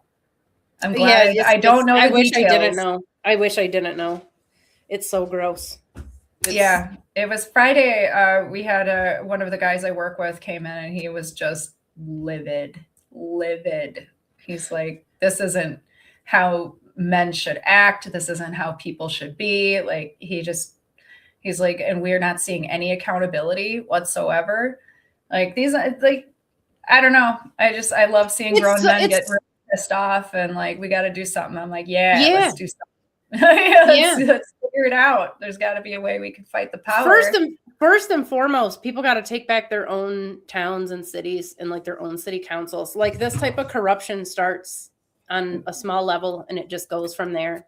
Absolutely. And people saw that during COVID and they were like, look, we don't even want our kids in your public schools anymore. You know, people are yanking their kids out. They're starting communities where they can teach their children real history, like what really happened. And, you know, it's kind of scary. I mean, I was, I guess in the UK, I had heard somebody had told me that they actually made it illegal for you to homeschool your child. Like it used to be illegal well, not illegal, but it was frowned upon in the United States. I mean, like how many parents have gone to jail for truancy violations because they didn't make sure their kids were going to school? Yeah, actually, I had to go to court for that. I was like, she had her period. Like, chill out. And the judge was judge was not happy with me. Well, that's on you, Nikki, for thinking that your kids were your kids and you could raise them how you wanted to. So I don't know why you thought that. I don't know what I was thinking. Insanity. I know. It's as if I thought they belonged to me.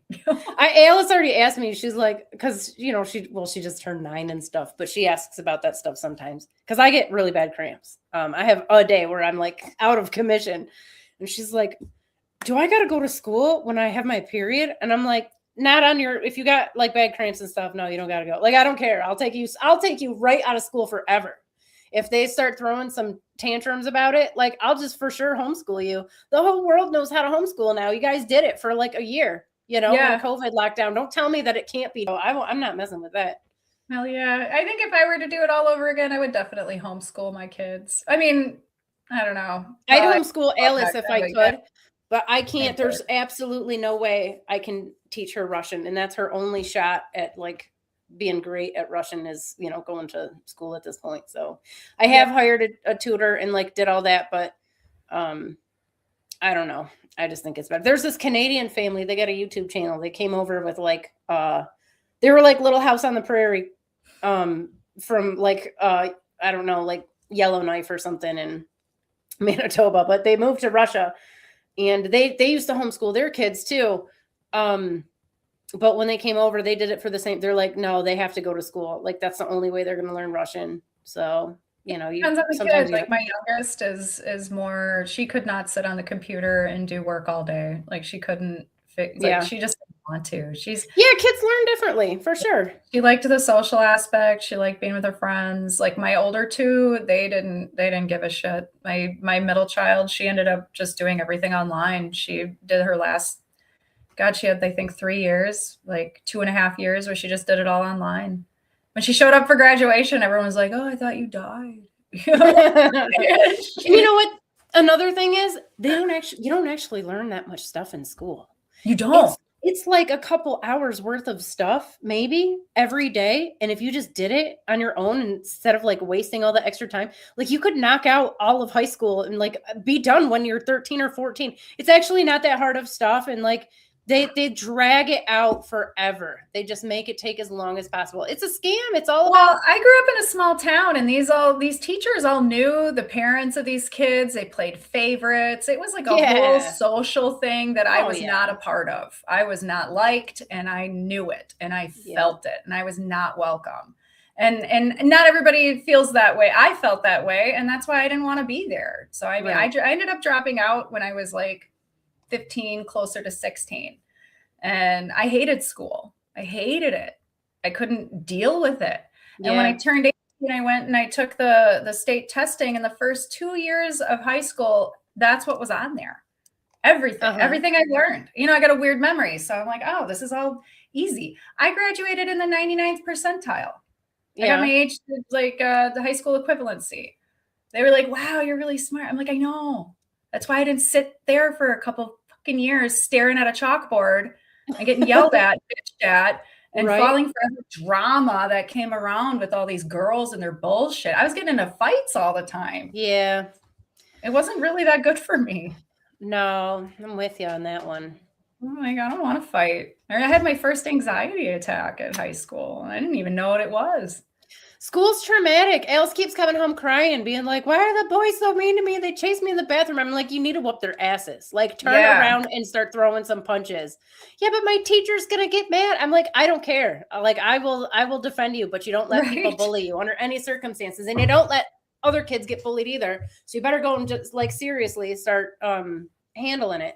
Yeah, so. that works. And I hate to say that. It works. Does work. My son was getting bullied, but he's not a violent person. And I'm going to jump your ass. Yeah. I'm going to get you, you know, like you pushed me way too far. And now corporal punishment is the only thing I know. So it was violence solves some problems. Well, everybody left me alone after that. Nobody was bullying me. Yes, that's what I said. They were all running around. Nikki's a psycho. Now leave me alone. And they won't fuck you with you after that. That's how this works. And that's exactly how it worked. And it was great. I loved it. I just disappeared after that. I had her in Muay Thai for a while. But then the trainer, she's 6 years old and they were training for 2 hours. I'm like, this seems like a lot. I don't know.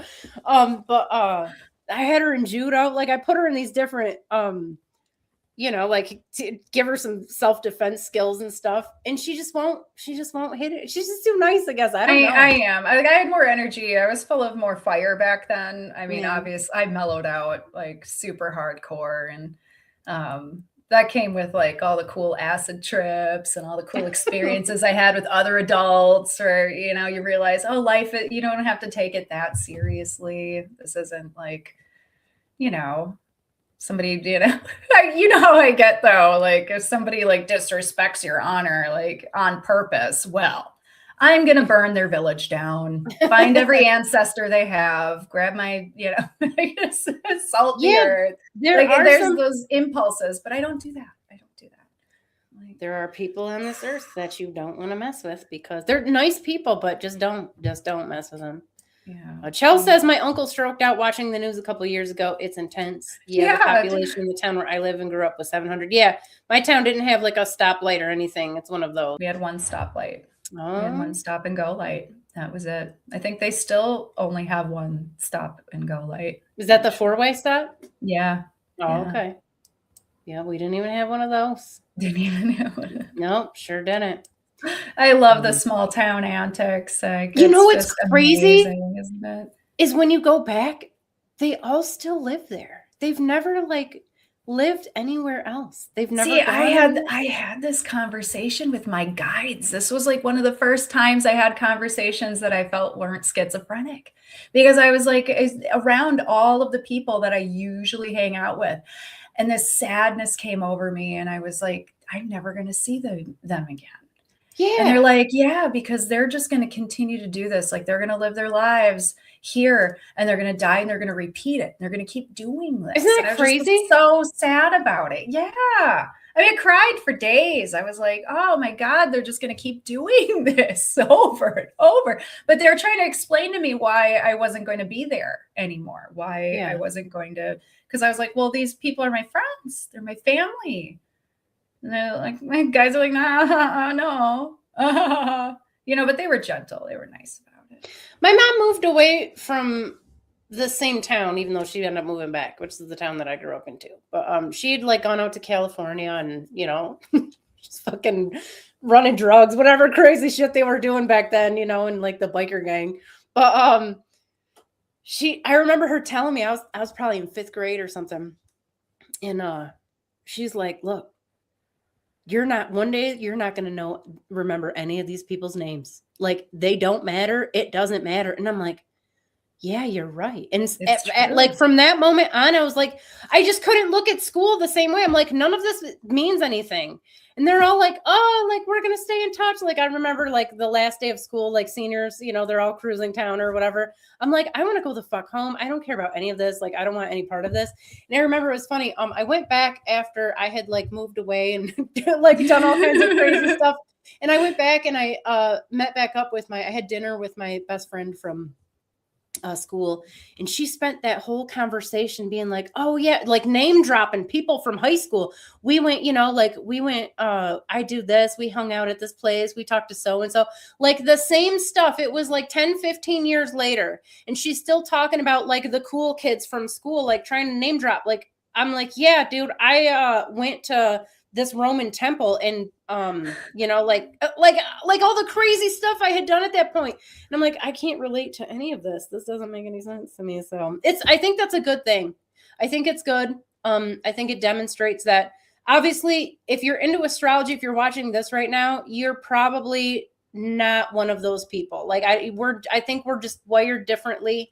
We're into like deeper ideas and mysteries, and we're open to exploring the cosmos, and that's not normal. Most people just want to explore the bottom of their Bud Light bottle. Yeah, and talk about the people that they know, and that's it. And that's really it. That is it. I don't know. I didn't fit in. I always wanted to talk about like, hey guys, well, if God's real, then what about aliens? And what if aliens are angels? And like people would freak out. In the 90s, they're like, your cup of Christ isn't full. Like I'd hear that all the time. I was like, God, I was told I was like possessed and stuff. Like, shut up. Yeah. Like that's where your anxiety, they told me my anxiety problems were actually I have a problem with authority, like I met the dude who was like the priest of the church we were at, and I was pissed off at him because he refused whatever, the bread thing, whatever the fuck it's called. I can't remember. What, communion? Communion to my mom because she divorced my dad. And they wouldn't give you communion? No, they wouldn't give her communion. Like he embarrassed her in the church. And I was, and she can get excommunicated. You can't take communion. You have to get an annulment. A restaurant that we owned, and he just got to sit there with his chest all puffed up. Look at how important I am. Look at all the people that think I'm important with their little group. And then this SOB decides that he's gonna zero in on my friend who got pregnant. Okay, she was 16 and pregnant, made a whole like spectacle of her. Like that, you don't teach people, and you're not a spiritual person if you have to teach them through humiliation and like bullying. Like it turned into like a popularity contest, and the way it went down really, really rubbed me the wrong way on how the church is run and the people who run it. And it's if you're not in the group, you're not in. That's like, where was the church when my mom was getting her ass beat at home? They weren't there to help her. We know you got to stick that out. No, you got to stick that out. You're like evil because you chose yourself and not your abuser, which is weird. I don't know. I have my own. Well, that's another that's a cult within a cult. Chell says it's because it's a cult, dude. They keep telling me it's not. And to stop saying that, I disagree. All of my friends' parents grew up with my parents, rinse and repeat. Yeah. Well, this is what I'm talking about. Like, this is human psychology. We're designed to want to be in a safe, secure environment, even if it's horrible, even if it's abusive, because it's easier to stay in something that's dangerous and negative if it's predictable. If we know we're going to get abused tomorrow, well, that's safer to us and is deranged way of thinking about it than actually going out and having a new life or something. So that's definitely a part of it. Yes, Chelsea, he refused to let her eat the flesh of Jesus. Which is crazy. I listen to Candace Owens because she's been talking a lot about the Charlie Kirk stuff, which is it's outside of reality. I don't know. All I know is that I've seen some shit about his ex-wife, or like she just doesn't seem like she's mourning. She's having a great time. She looks like she is. Yeah. All right. She's different. Like, built different. Yeah. No, she's in on it. That's what's going on. But yeah, you can tell. Yeah. But Candace is like uber Catholic. And it's crazy to me because it's like you can see all these other lies and conspiracies, but you like for real think, because she said she's the last couple days she was talking about like they're doing Babylonian magic and like all this goes back, they're worshiping Molech or whatever, or Baal, And which, fine, okay, she's like super Catholic, so you expect to get some of that. But at the same time, I'm like, I was just thinking about that today, Chelsea. You guys literally, you're talking shit about people doing magic and rituals. The Catholic Mass is a magical ritual where the priest is magically transforming the bread, the wafer, the Eucharist into the de facto flesh of Jesus Christ. So this is different. This is one of the things that differentiates all other Protestant denominations from Catholicism. Catholicism believes in transubstantiation, which means they literally believe that the bread has now become the flesh of Jesus, which is clearly, cannibalistic. It's definitely different. They believe that the wine is now the actual legit. It is not wine. It is blood, which means we can actually give it to, babies or whatever. If that's not if you being dressed up like a wizard and coming out and doing magic on stage and like having everybody drink flesh and blood is not the most. Have you even seen the freaking photos that have come out of the Vatican? Like they look like they look like they worship Satan. They look like this isn't any Jesus like love and light shit anywhere. Nothing. They even have a lady who's got black fingers, who's like their sorceress. Like it's so and I'm like, so that's the one who sees everything for you, because women are the portal to the other side. Like it's whatever. You know what? Whatever, guys. Like we don't know. I know. I just lack the verbiage to tell you without freaking out. Yeah, listen, all of it's been coming out for decades. Everybody knows that they have gay orgies with children at the Vatican. They all know it. Everybody knows. They do black mass, which is like it's like the antithesis of the good mass. They do the inverted crucifix. They whack off. They do all kinds of crazy stuff. But and it's like they all know, like everybody knows. Now they're not all like that, of course, but they know that it's going on and there's nothing they can do about. So like the good people that are there too. There are good priests and good nuns and stuff and good. Well, just like in the government, we can't group it all together and be everybody sucks. Exactly. There's a lot of people who are like, hey, this is fucked up. And they're trying to do what they can from the inside, and you're just like, okay, like what do I do here? But again, I don't pray much, but I pray for those people. I do. Yeah, I do. I'm like, I hope you guys can do something about this. Chelsea says my grandma wouldn't let me watch Will and Grace because it would open the door to demons or something, but she was a huge Harry Potter fan. Yeah, that's what Candace Owens said too. She's like, oh yeah, I read all the Harry Potter books. I'm like, whoa, dude, that's straight up witchcraft. Why are you allowed to, I actually left my church because they were teaching my kids that the worst thing that you could be was gay. And I'm not down with that. I'm not down with that at all. I was like, that's not the worst thing. What are you kidding? I think that we had switched from Catholic to Lutheran. It was the same thing though. It's pretty, same thing. Lutheran's very similar to Catholicism, except they don't do the virgin birth and they don't do transubstantiation. I think those are the two ones, the biggest ones.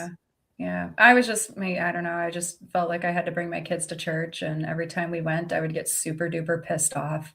And my kids were like, you notice like after we leave church, you're really, really mad. Why? It's and the I'm demons like, inside you. Yeah, no, it was because most of the time I was thinking I would have rather been getting this done, that done, and this done, other than listening to this shit, because it doesn't help me. And it's, it's doing it for my kids, like I got to teach my kids something, and they weren't learning anything. They were just watching me the entire time. Yeah, it's pretty boring when you're a kid. I liked mass, and I still like it. I like going into but I see the occult when I'm in there. I see the magical practice. I don't always get on board with like the sermons, which are made up, and they. Well, I go there looking for God. I'm like, God's here. God will be here, and like I wasn't finding that. I was just like, this is just another empty vessel. Church stuff. All of them I've been to. They're it's a popularity contest. It's like the generational families and money. It has everything to do with that. And if you're a new poor person, well, then you better just like stay over there. We're not going to help you. What have you done for the church? You don't even give us 10%. Like you're not even scrubbing our toilets. Like where's the compassion? You know, we're here to help people. It's like they pick and choose and cherry pick who they want to help. Yeah. There's definitely a social hierarchy in there. Yeah, I'm sure there are churches out there that help everybody, and you don't have to be a member and give them, you know, all your hard-earned money in order to get. They all do that. No. Do they all do that? Because you gotta tithing. Yeah, you gotta give them money. Well, they all want money. I don't know. I just don't feel like that's how it's supposed to work. I mean, if you're, you know, if you're compassionate, you really want to help people, you don't get to cherry pick. Turns into the whole religion a business, then, doesn't it? It's a business and not a business and not an actual religion, not an actual. Unless religion's a business now, maybe that's what the Saturn-Neptune conjunction's bringing up.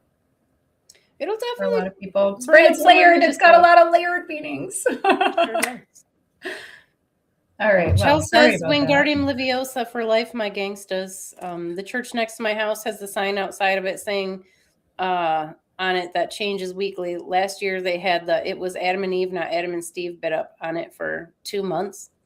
There's nothing in the Bible that says that homosexuality is somehow wrong or wicked. It's very specific to male temple priests that you're not supposed to be betting in particular. So just putting that one out there. As a matter of fact, was it who is it? There's two of them. The guys who's I can't think, is it David and Joshua had like a legit bromance.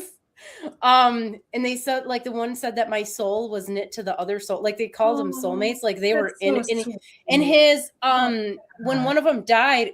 Why can't I think of their names? He's like heartbroken and depressed and stuff. Yeah, well, spirituality is taught in such a way that, you know, they don't teach you about the soul. It's just they just break it down into like polarities and gender, and it's like some people's souls are more, you know, yin than yang. Come on, like, what the hell? I don't know. It lacks all spirituality. They don't even teach you about the soul, where it comes from. It's so it's not for that. It's not for that. It's for people. It's another mechanism of control. It's another form of government.